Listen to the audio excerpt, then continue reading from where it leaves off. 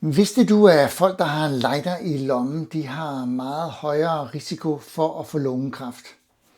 Måske skulle vi lige frem forbyde lighterne.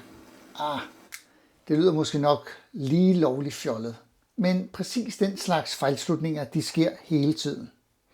Naturligvis er det ikke lighterne, der giver lungekræft. Men folk, der render rundt med lightere, de er oftere rygere. Og det er selvfølgelig rygningen, der er den virkelige årsag. Lighteren er ligesom bare med på turen.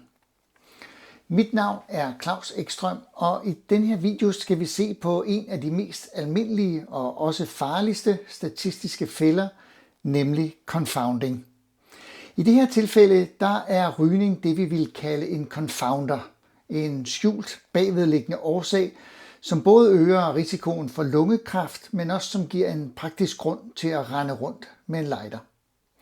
Hvis forskerne i deres analyser ikke tager højde for alle de relevante bagvedliggende årsager, så kan konfundering fejlagtigt få os til at tro, at der er en årsagssammenhæng. Tag for eksempel denne her pressemeddelelse. Hvis du ryger, stiger din risiko for at blive deprimeret voldsomt.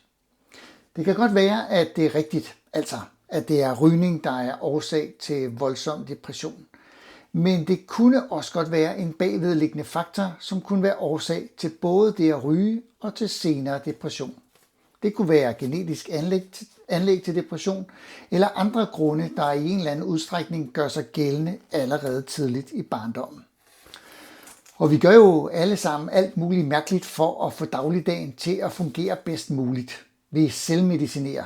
Nogle vinterbader, nogle undgår at gå på stregerne på fortovet, og andre ryger. Tidlige anlæg for depression er altså en mulig confounder, og det havde forskerne ikke haft mulighed for at tage højde for. Måske er rygning en direkte årsag til depression, men der kan også godt være andre grunde til koblingen mellem rygning og svær depression. Vi ved det faktisk ikke. Så hvordan undgår du og jeg at falde i den her fælde? Ja, næste gang, at I ser en overskrift X medfører Y, så spørg altid, hvad kendetegner ellers de to grupper, og er der taget højde for det? Hvilke andre skjulte årsager kan der være, som forskerne ikke har taget højde for i deres analyser, og kan der være et eller andet, der forplumrer sammenhængen i data? Er der taget højde for mulig konfundering?